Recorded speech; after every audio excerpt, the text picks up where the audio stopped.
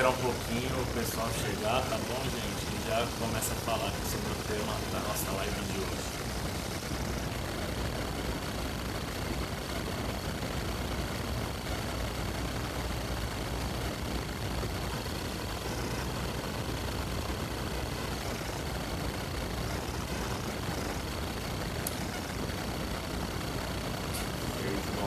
Bom, boa noite pessoal, eu sou o André Azenha, obrigado por quem está novamente aqui com a gente, ou quem está chegando também, né? A gente começou uma série de lives no sábado passado, né? Sempre às 6 horas da tarde, todos os sábados. Já quero fazer um convite, semana que vem, no próximo sábado, eu vou estar aqui na live junto com a atriz Ondina Claes, que vai entrar, né, via conferência, falar da carreira dela, sobre o mercado de atuação no Brasil também, né? A Ondina é uma atriz aí que tem uma longeva carreira em cinema, teatro, televisão, streaming, né? Então vai ser muito enriquecedor poder conversar com a Ondina no próximo sábado. O tema de hoje da live aqui é a importância do cinema brasileiro, né? O impacto da pandemia no setor. Então eu vou começar falando um pouquinho sobre o cinema brasileiro, né, que começa lá em 19 de junho de 1898, com a chegada de um ítalo brasileiro, imigrante, Afonso Segreto, que filma a Baía de Guanabara, né? E desde então o cinema brasileiro, tal qual a nossa sociedade, tem altos e baixos, né? E os baixos dessa história vem sempre acompanhado de quando a democracia brasileira está com problema, de quando o país está dividido, e a gente tem que lembrar que o Brasil, né, a gente já sabe, é um país de grandes diferenças sociais, de muita pobreza, né, e obviamente as preocupações de um governo quando assume um país como o Brasil, primeiro é saúde, segurança, mas já passou da hora da gente entender a cultura como um braço da educação, do turismo, a cultura como algo relevante a ser tratado no país, né? Pegar como exemplo os países que têm os melhores índices de desenvolvimento, as menores diferenças sociais, né? E entender que esses países utilizam a cultura como algo primordial no desenvolvimento do cidadão, né? O cinema brasileiro, ele sofre daquilo que nosso ouvintes costumava falar, que era o síndrome de vira-lata, né? Da gente nunca considerar o santo de casa importante ou tão bom quanto aquilo que vem de fora. E principalmente no audiovisual, a gente é um país que consome muito o que vem de fora, e principalmente dos Estados Unidos, né? Vocês, quem assistiu semana passada, lembra que eu falei, né? A gente conhece mais os bastidores da Casa Branca do que do Palácio da Alvorada, da nossa realidade aqui, né? E também a gente é um país que tem muito a cultura da televisão, que é super importante, né? Mas o cinema proporciona ao artista abordar temas que nem sempre a televisão permite, ou cuja audiência da televisão não está acostumada, né? E aí entra numa série de fatores, que é o índice de leitura, o nível educacional da população brasileira, né? E quando a gente tem um baixo índice de leitura ou uma educação precária, logicamente o interesse histórico pelo país diminui, né? E o cinema, ele serve muito de ferramenta para contar a nossa realidade também, né? Da gente se enxergar na tela. É importante a gente perceber que o que está sendo mostrado tem a ver com a gente se coloca no lugar, né, do personagem. O cinema brasileiro teve pontos muito altos, né, principalmente ali no fim dos anos 50, começo dos anos 60, com o cinema novo, né, aquilo que eu falei de quando o país está indo bem, a cultura também costuma florescer. Era um momento ali de que tudo no Brasil dava certo, né? No esporte a gente tinha a Marista Bueno ganhando o torneio de Wimbledon, a seleção brasileira conquistando 2 títulos seguidos em 58 e 62, a Éder Joffre campeão de boxe, a construção de Brasília, né, com uma arquitetura inovadora, os estrangeiros queriam vir ao Brasil, né, o Brasil estava na moda, e nesse meio todo surgiu o cinema novo, que ainda hoje é tema das principais faculdades de cinema no mundo, né, é uma filmografia que é bastante estudada, esse movimento encabeçado pelo Glauber Rocha, com Nelson Pereira dos Santos, também grandes cineastas. E quando vem a ditadura em 64, o golpe militar, logicamente o cinema brasileiro sofre um baque, porque daí vem a censura, né? Os artistas não têm a liberdade para abordar determinados temas, ao exílio, né? Há artistas que precisam ir para fora do país, mas enquanto o cinema novo estava forte ali, ele foi premiado, foi reconhecido em grandes festivais do mundo, né? Cannes, principalmente, o Glauber Rocha era figurinha carimbada. Vale lembrar que um pouquinho antes ali a gente ganha uma palma de ouro em Cannes com o Pagador de Promessas do Anselmo Duarte, né, que é um cineasta que nem sempre tem o reconhecimento devido. Foi um filme que foi indicado para o Oscar de filme estrangeiro. E aí aqui eu abro um parêntese. Tá? O reconhecimento artístico no meio cinematográfico ele se dá muito mais nos festivais. Né? Geralmente o júri de um festival é formado por pessoas notáveis daquela área, artistas, produtores, críticos, etc. O Oscar, ele é uma votação da indústria, dos colegas de indústria naquele profissional, naquela obra, né? Só que o Oscar envolve todo um jogo político. Primeiro você precisa fazer os votantes assistirem ao seu filme, né? Tem artista, produtor que dá festa para convidar os votantes e tentar convencê-los a votar naquele ator, naquela atriz, naquele filme. Né? Então eu sempre recebo muita pergunta porque o Brasil ainda não ganhou o Oscar. Já esteve perto várias vezes, mas o Oscar não é necessariamente o carimbo de que o cinema brasileiro seja um cinema bom ou ruim. Tá? O Brasil chegou muito perto, foi indicado com o Pagador de Promessas, e aí a gente tem o período da ditadura, né? Quando o cinema brasileiro precisa se reinventar e para sobreviver aquelas produções de baixo orçamento, vem o cinema da boca do lixo, que nada mais é do que, se a gente olhar a indústria americana, os soft porns, tem cinema. Toda a indústria grande tem todo tipo de filme, né? E o Brasil sofreu esse baque, mas teve muita produção legal e filmes muito populares também, né? Dama do Votação, Dona Florença dos Seus Dois Maridos, num período aí que o cinema consegue sobrevivendo. E aí quando o Collor vem e fecha a Embrafilme, né, no começo dos anos 90, ali na virada dos anos 80 para os anos 90, o cinema brasileiro praticamente fica a zero, né? A gente quase não tem produção nenhuma, né? 1, 2, 3 filmes produzidos por ano. E aí quando o Collor sai, assume Itamar Franco, né? Surge a Lei Rouanet, depois vem a retomada do cinema brasileiro. Geralmente o filme que é considerado o estágio da retomada é a Carlota Joaquina, mas antes teve o La Marca com Paulo Betti também. E aí, com o cinema brasileiro ganhando uma nova propulsão, né, e o país melhorando economicamente, né, a gente tinha o real ali que estava páreo a páreo com o dólar, né, a gente precisa lembrar. O cinema brasileiro começa a ser lembrado de novo dos principais festivais do mundo e até no Oscar, né, quando o Patrílio, O Que É Isso, Companheiro, Central do Brasil, consegue indicações para filme em língua estrangeira. A Fernanda Montenegro concorre para melhor atriz, pede para Gwyneth Paltrow numa decisão polêmica até hoje, né, porque a Fernanda Montenegro era o melhor trabalho das indicadas. E o ápice disso tudo, que é o Cidade de Deus. Aí aqui nos comentários eu vou colocar alguns links do canal, né, História do Cinema por André Azen. É importante que, se vocês estiverem gostando aqui das nossas lives, das nossas conversas, façam inscrição, ativem o sininho, que ajudam a divulgar o nosso trabalho. Lá no canal eu fiz vídeos sobre o Cidade de Deus, da importância dele para o cinema nacional e internacional. Tem vídeo sobre o Ilha das Flores, que é um curta-metragem que até hoje é considerado um dos melhores curtas do mundo. Né? Tem todos os guias aí, todas as eleições de curta-metragem. O Ilha das Flores do Jorge Furtado sempre está presente.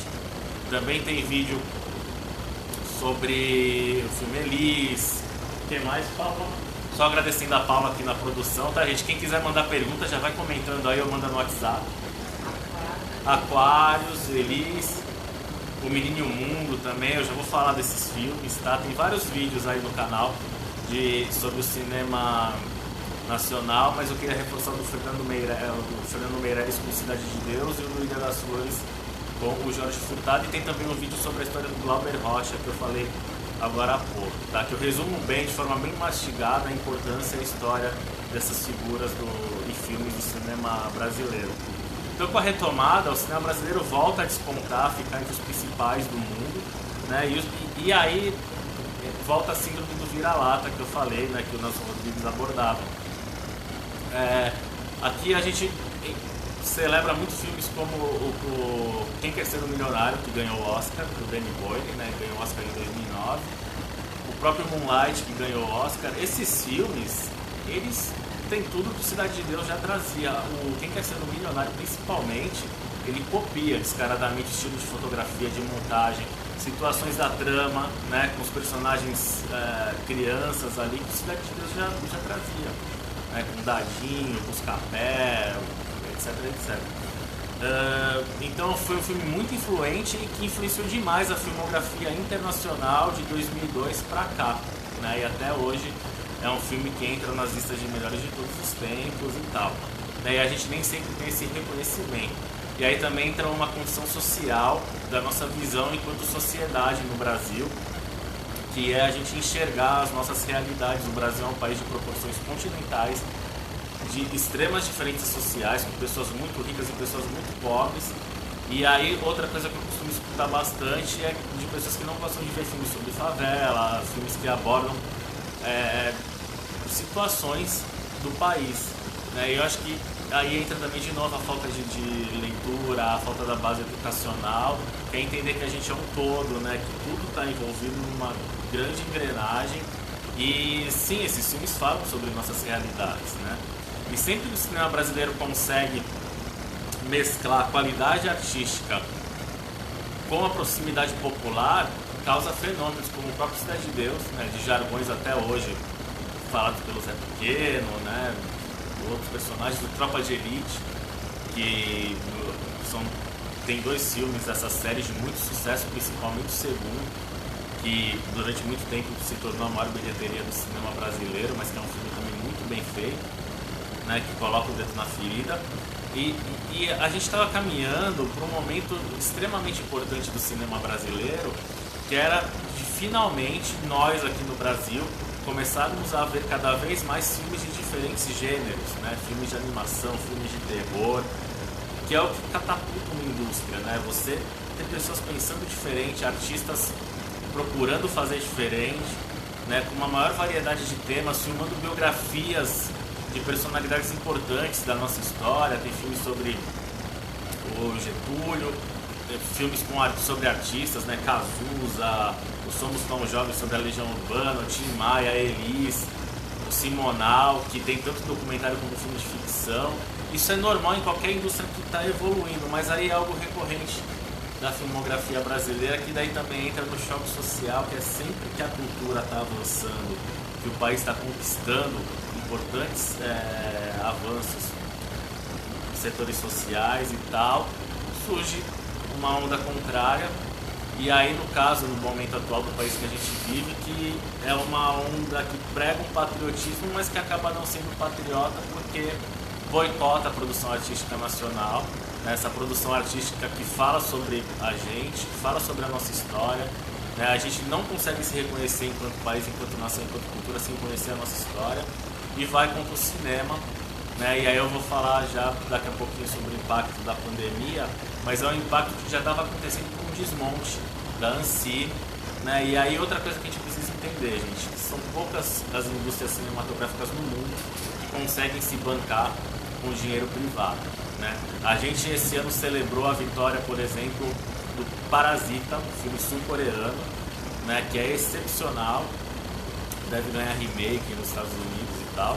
Primeiro filme em língua não inglesa a ganhar o Oscar de melhor filme, né? Arrasou, de um diretor excepcional, mas como a Coreia do Sul conseguiu chegar nesse ponto, né? De um idioma que não está naquele grupo de idiomas que fazem parte do dia a dia da cultura americana, que são principalmente o espanhol, por causa da proximidade com o México, né? E da colonização lá, principalmente Los Angeles, ali, Califórnia, né? O sul dos Estados Unidos.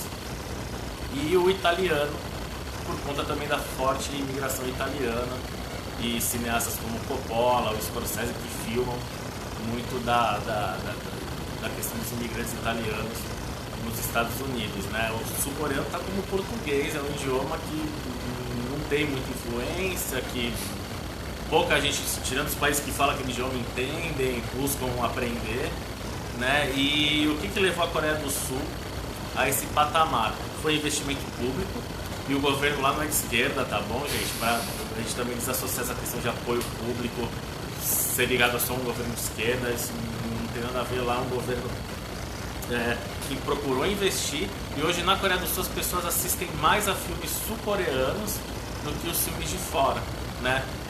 E aí alimenta uma rede que movimenta não só as redes de cinema, mas quando você tem uma gravação você movimenta rede hoteleira, rede de restaurantes, né, padarias, enfim, a rede alimentícia. Estimula o comércio local, porque as pessoas às vezes precisam ficar semanas naquela cidade, naquela locação, e acabam se hospedando e consumindo e tentando aprender tudo aquilo que está ali naquela cidade, né? Então é uma indústria que movimenta muito dinheiro, né? Os filmes brasileiros têm apoio público, mas são da lei de audiovisual, que é do recolhimento de impostos do setor audiovisual, que movimenta bilhões todos os anos também, né? Cinemas como o da França, né, tão celebrados mundialmente, têm um apoio público.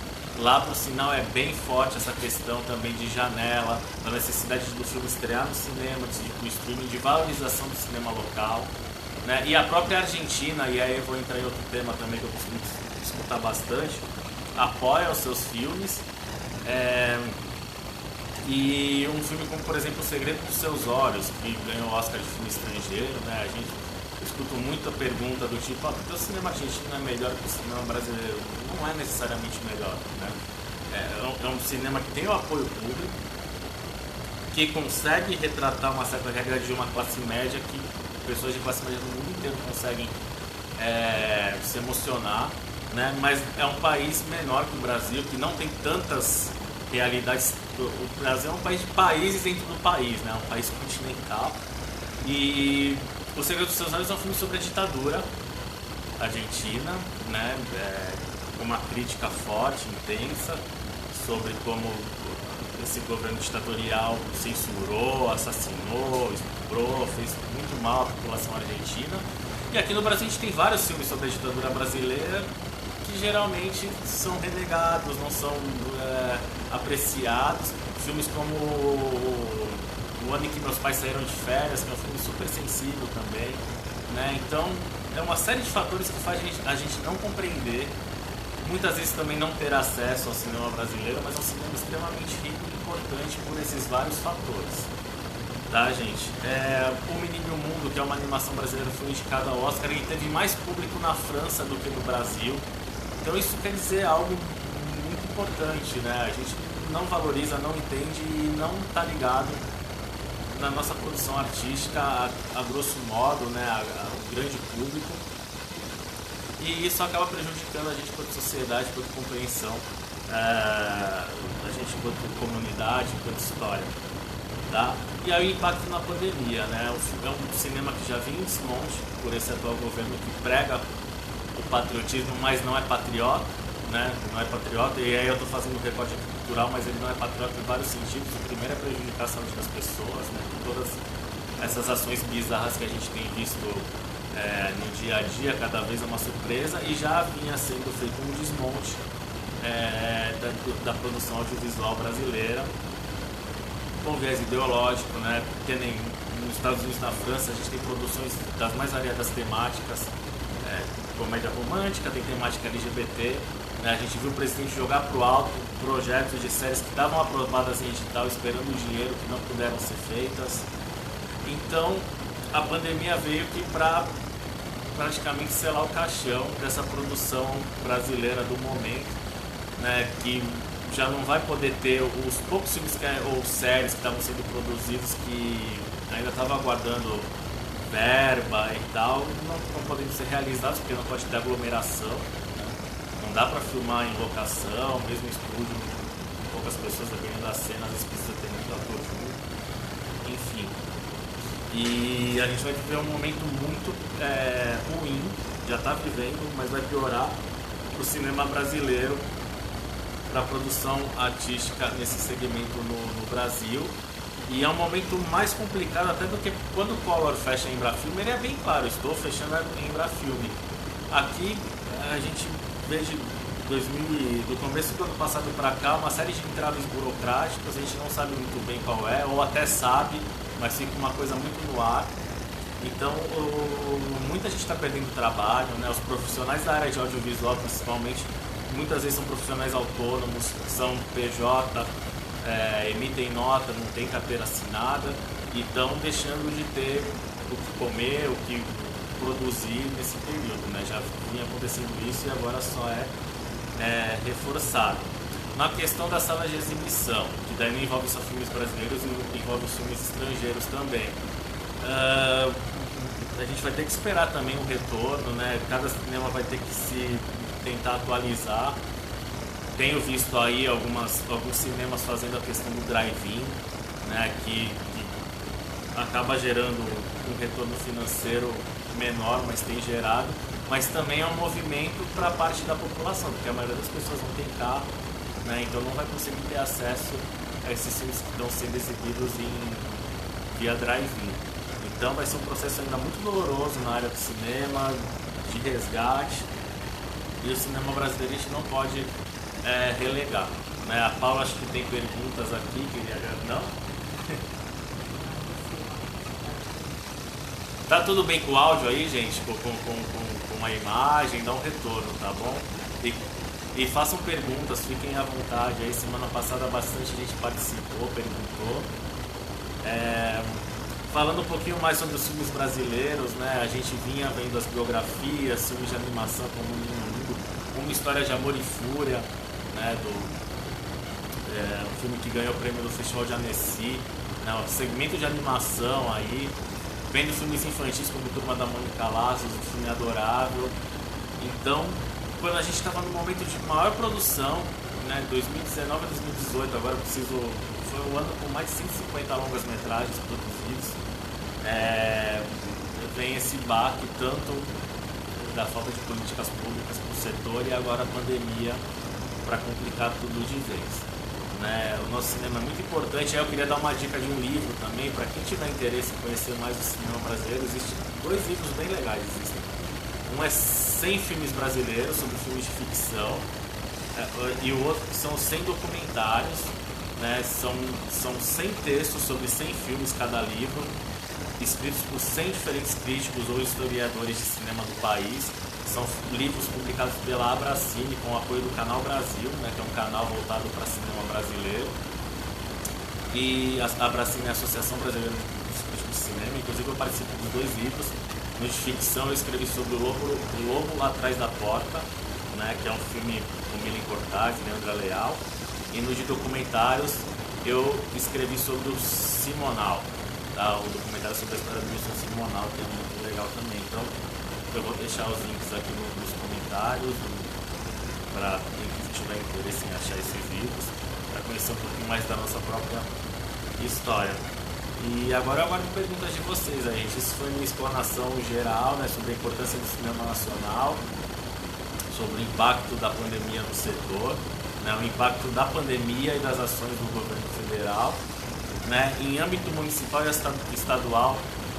Prefeitos e governadores estão de diferentes formas tentando criar mecanismos de fomento ao setor artístico, né? Tem a questão dos festivais também, que muitos estão migrando para o online, mas deixa de impactar a economia local também, porque todo festival, não só de cinema, festival de música, literário, movimenta também a cadeia turística, a cadeia gastronômica, etc. E só reforçando sempre, né, gente, a cultura é importantíssima na base. Na Argentina, por exemplo, esse cinema que a gente tão prestigia aqui no Brasil, cinema é matéria de grade curricular do ensino básico, né? Como falar, na segunda-feira vai sair um artigo assinado meu e da Paula, né, sobre arte nossa de cada dia no Jornal Tribuna aqui em Santos. Eu vou postar aqui depois também, na segunda-feira, aqui na página.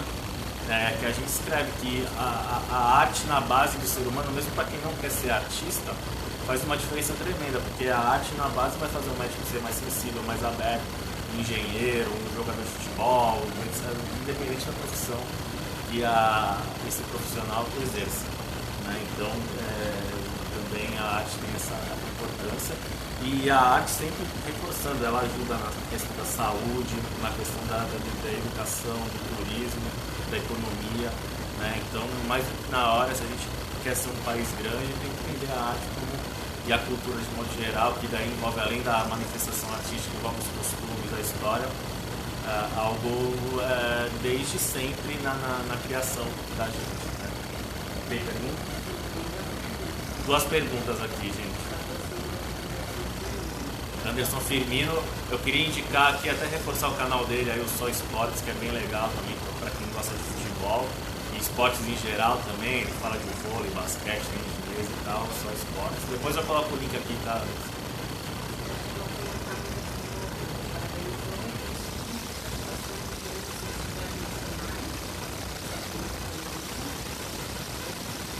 Bom, Anderson, a questão dos festivais. Né? Agora, recentemente, o Festival Internacional de Brasília, né? Não é o mais tradicional, que é o Festival de Brasília de Cinema Brasileiro, que tem décadas de existência, mas é um festival que tem crescido ano a ano. Ele migrou todo para o online. Né? Tem um lado bom, positivo nesse sentido, porque eles colocaram os filmes gratuitamente, filmes do mundo inteiro, de extrema qualidade, e pessoas de qualquer parte do Brasil podiam ter acesso. Né?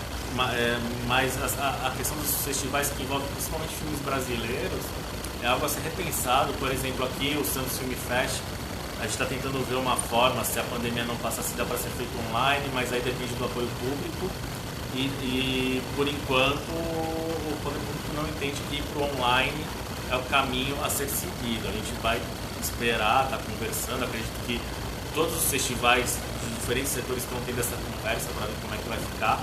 Justamente aquilo que eu falei, o festival, além de ser a primeira vitrine para vários filmes, né?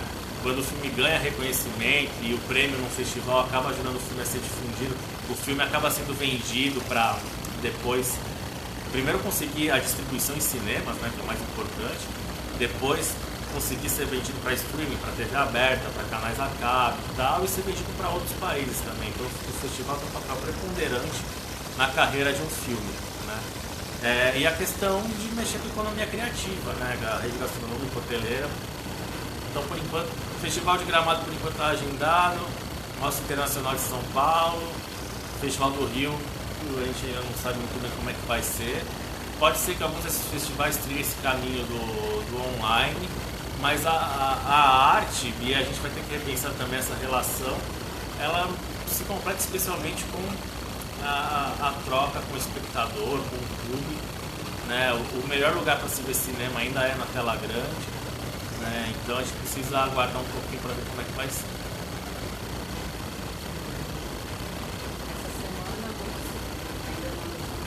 Temos uma pergunta do Anderson aqui, gente. Essa semana você falou que o Marighella fez o jogador do Botafogo. Você acha que esse jogo vai ter muito com a família brasileira podem alavancar? Marighella ou Tim Maia? O Marighella, o filme que foi vetado, censurado, ele é estrelado pelo Seu Jorge, e o Babu Santana vai fazer um filme sobre... Vou dar uma pesquisadinha aqui, mas é um outro personagem.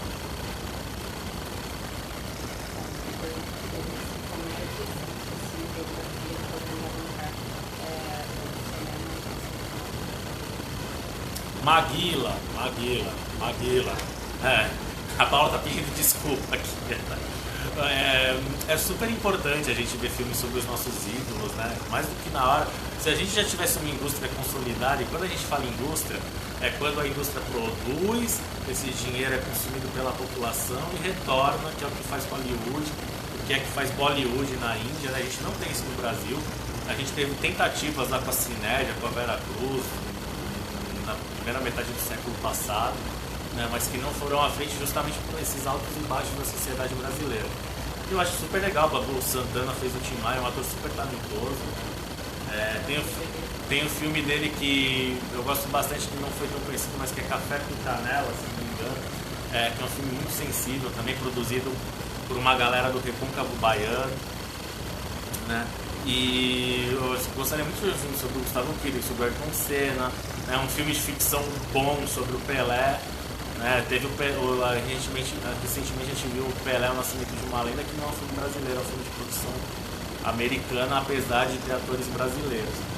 Eu até falei do Marighella também, que criou uma polêmica tremenda, acabou não conseguindo ser lançado nos cinemas brasileiros, porque as pessoas ficaram com medo do filme ser colocado e ter algum tipo de atentado, de violência.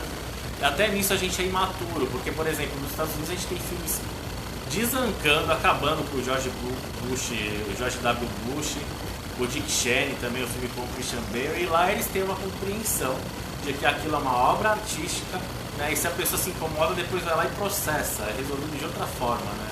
Aqui tem um viés violento, ideológico. A gente não é ainda uma sociedade madura o suficiente para lidar com biografias, com filmes biográficos, né? Entender que os filmes biográficos sempre tomam liberdades, né? O documentário por si só já tem o olhar ali de um diretor, né? Não dá para dizer que aquilo é realidade 100%, o jornalismo é assim também, tem o olhar do repórter ali, de quem está produzindo a matéria, a reportagem. Então, até a forma como a gente se relaciona com as cinebiografias, a gente estava começando a avançar, né? Tem um filme sobre o maestro João Carlos Martins, entre vários outros aí, e aí há essa interrupção, aí depois meio que tem que recomeçar do zero, e por isso que o nosso cinema nunca avança, nunca consegue avançar, tipo, dar um passo para voltar dois, em virtude de todo esse cenário. Né? Não sei se eu respondi a tua pergunta, se faltou alguma coisa, comenta aí que eu reforço, tá bom? Tem mais alguma pergunta aí? Mais alguma dúvida aí, gente? Fiquem à vontade. Só reforçando o convite para o canal, para os vídeos sobre a história do Glauber Rocha, sobre o Cidade de Deus, Ilha das Flores e vários outros. A gente está colocando aqui nos comentários. Tá bom? Essa semana a gente vai colocar no canal um vídeo sobre o Mágico de Oz, né? Um clássico de cinema. Visitem o cinesecultural.br também. A gente tem procurado fazer esse trabalho de resgate e valorização do cinema como um todo e também do cinema brasileiro.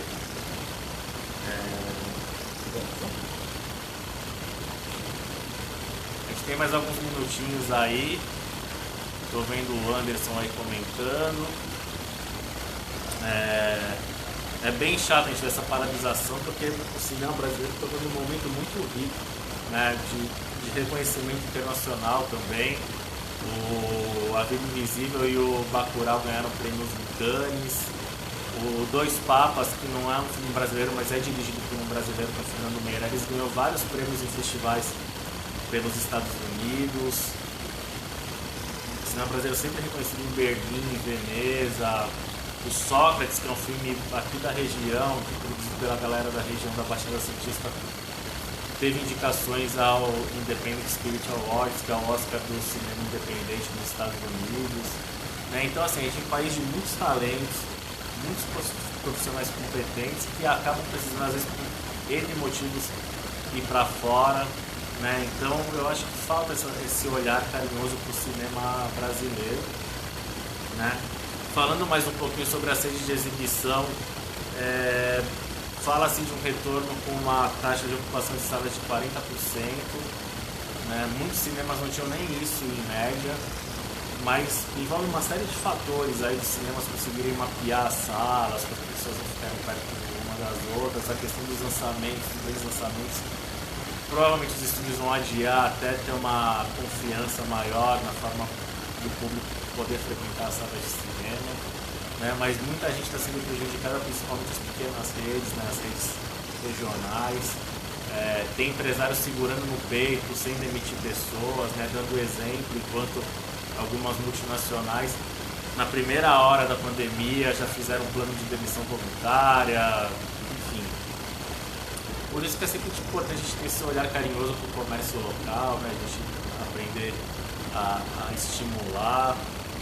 Sempre que está mais próximo da gente, o que a gente convive, que é importante para o nosso dia a dia. Né? E por isso o cinema brasileiro também é tão importante nesse sentido. Aí só um recado, gente. Semana passada algumas coisas, ideias que eu acabei não colocando na live, depois eu comentei por escrito e complementei respostas de algumas pessoas, né? Às vezes aqui no raciocínio rápido e tal, eu acabei não falando, mas depois, se eu lembrar de mais alguma coisa importante, eu comento novamente nos comentários aí.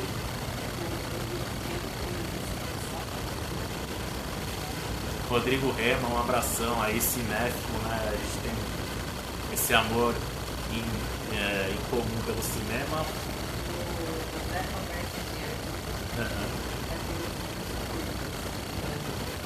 Então, o primeiro, vou agradecer o comentário do Rodrigo aí sobre os Sócrates, né? E o José Roberto Gianni Garcia pergunta sobre os curtas. Os curtas também, todos geralmente são feitos com leis de incentivo municipais, estaduais ou federais, né? E tem aqueles que a gente chama de curtas-metragens feitos na base da guerrilha, que é aquela velha coisa do Glauber Rocha, de botar a câmera, ter a ideia e ir para a rua. Mas os curtas agora estão sofrendo dois sentidos, né? Que é a falta de apoio financeiro e também a falta das locações, dos espaços para serem filmados. E aí teve um festival muito legal recentemente, que foi o Quarentena Film Festival, né? De artistas produzindo filmes ali no seu isolamento social, no seu distanciamento social, produzindo filmes em casa. Eu assisti um do Helder Fraga, muito legal também, que ele fez com a esposa, que é atriz, e com a filha. E eu acho que a gente vai ter uma leva de filmes de curta-metragem principalmente, ou webséries, né, séries para internet, mostrando esse momento da nossa história, esse momento de distanciamento, na dificuldade que geralmente também o florescer artístico vem com força total, né? E pode ser que pinte muita coisa legal por aí, mas para se manter enquanto mercado, enquanto geração de empregos, a gente precisa que essa pandemia acabe e que o governo federal, principalmente, que é o que detém os principais meios de mecanismo de fomento à cultura, abra a cabeça, né? Eu acho que é difícil, porque a cabeça deles é fechada. A gente é governado pelo Incitatus, que é o cavalo que foi nomeado senador pelo Calígula, né? Então, é difícil.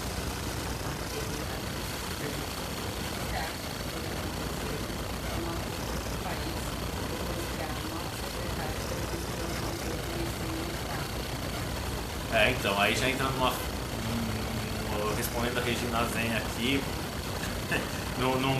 num assunto mais polêmico, eu escrevi um texto do Cinezen que a Regina Duarte não entendeu nada, né? Sua xará Regina Duarte, a Regina Canhana, que está acompanhando a gente também aí. A Regina Duarte, ela assumiu um cargo difícil. Primeiro, o Ministério da Cultura foi extinto, virou uma secretaria, né? Perdeu poder. Uma clara compreensão de quem está à frente do governo de que cultura não é prioridade, rebaixou o status da cultura dentro da máquina governamental.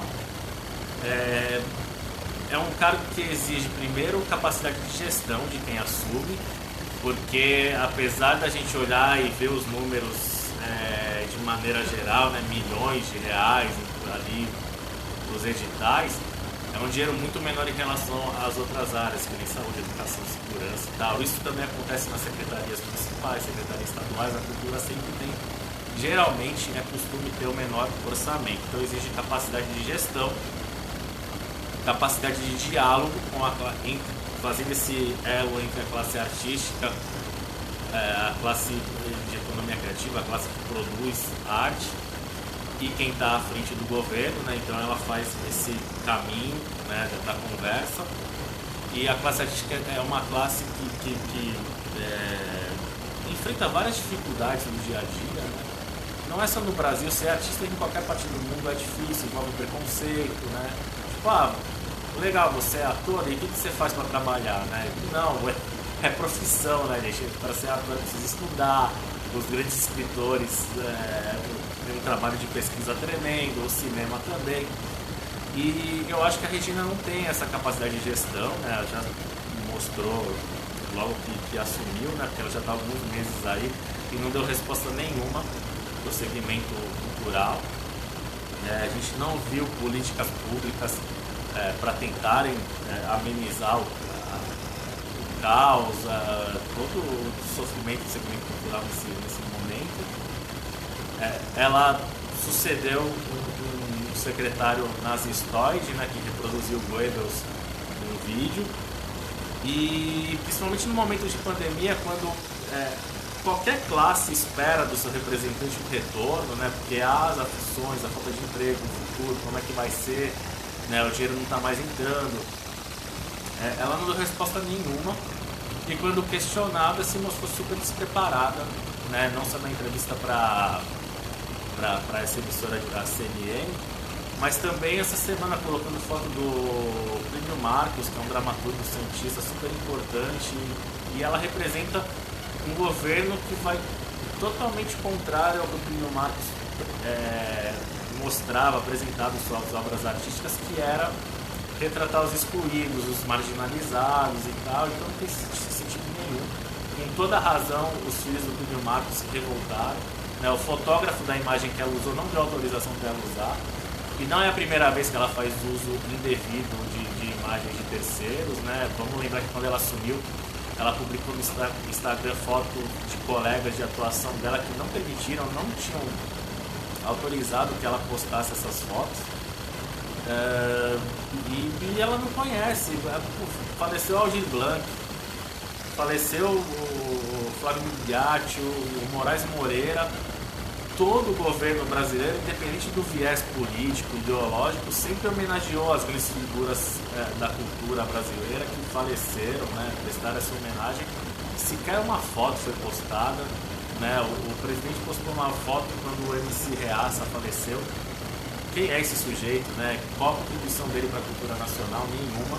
Ele prestou uma homenagem justamente por alinhamento de ideias ali, né? MC Reaça, já dá para entender.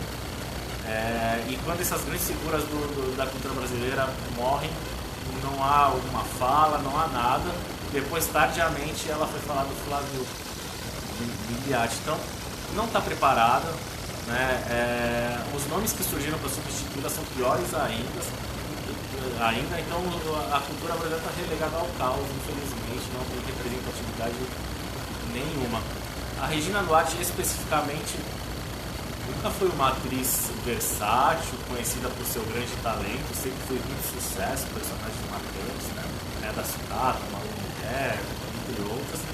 Mas assim, no teatro, no cinema, que é quando precisa mais do ator ali, no cinema da sutileza e no teatro do impacto, perante uma plateia, né, que ocupa um grande espaço ali no teatro, ela não tem assim, papéis marcantes. Ela não estava no mesmo hall de Fernanda Montenegro, Renata Sorrah, Cristiane Torlone, Marília Pera, longe disso, mas se ela ficasse quieta e não entrasse nessa questão toda, ela ia ser lembrada como uma atriz importante da televisão, né, apesar das suas limitações. Agora ela se envolvendo nisso tudo só escancarou e jogou a carreira dela fora praticamente, né, infelizmente. Outros atores, aí o Carlos Vereza agora sim se arrependido, enfim. Eu acho que quando a gente tem que viver daqui 30, 40, 50 anos, olhar para trás, esses artistas não vão ser lembrados pelo que produziram e nem vão ser lembrados como figuras importantes da arte brasileira, diferente de Moraes Moreira, Aldir Blanc, Flávio Migliatti, entre outros. Né? Mais alguma dúvida, alguma pergunta aí? Não? Pessoal, então é isso. Depois eu vou olhar de novo e colocar umas perguntas. Se eu esqueci aqui na hora do raciocínio rápido de falar alguma coisa, eu reforço o comentário, tá? Nessa segunda-feira na tribuna saiu um artigo do da Paula. Pelo menos está programado para sair. A arte nossa de cada dia. Depois eu vou postar aqui. Vai ter vídeo sobre o pagador de promessas. E acompanhe a página aqui. O mais importante, divulgue o canal. Né? Tem vários vídeos. O canal ficou parado um tempo, a gente retomou esse ano em fevereiro. Queria agradecer ao Marcos Pinto e o Felipe Dantas, Acervo Criativo, que ajudam a gente a produzir o canal, fazer edição, né? Um trabalho bem legal. Agradecer a todos vocês que participaram com a gente aqui. Sábado que vem eu vou estar com a Undina Claes, atriz, no mesmo horário. E depois no outro sábado com o diretor Helder Fraga, né, que fez esse filme, que participou do Quarentena Film Festival. O Helder Fraga faz filmes de ação, de suspense, também, que é uma linha que nem sempre é reforçada na produção cinematográfica brasileira, né? E justamente vinha de anos que os gêneros estavam se diversificando, além de vem filmes de todos os estilos, séries de todos os estilos, e infelizmente isso teve que parar na marra com esse governo e com a pandemia. Tá bom? Quero agradecer, obrigado por todo mundo que acompanhou a gente aqui no sábado. Eu sei que deve ter um monte de artista fazendo live agora, cada hora tem uma notícia bombástica diferente, Então poder dividir essas ideias com vocês foi muito legal. Obrigado. Valeu, gente. Boa noite e bom resto de fim de semana aí. Ah, e feliz Dia das Mães a todas as mães, em especial a minha Regina, minha sogra Regina Cagnani, né? Todas as mães. Tem um texto lá que eu postei aqui na página, As Mães do Cinema, que eu falo de alguns filmes, O Quarto de Jack, Noviça Rebelde e Que Horas Ela Volta, com a Regina Casé, que são figuras de mães diferentes, necessariamente não são mães biológicas, mas que cumprem o papel a função da mãe, o amor da mãe ali. Então tem um link aí, procura na timeline, na linha do tempo aí da página, tá bom? Feliz Dia das Mães, deveria ser todo dia, né? Mas já que tem essa data, a gente reforça aqui as felicitações. Um abraço, obrigado. Aí, vamos ver o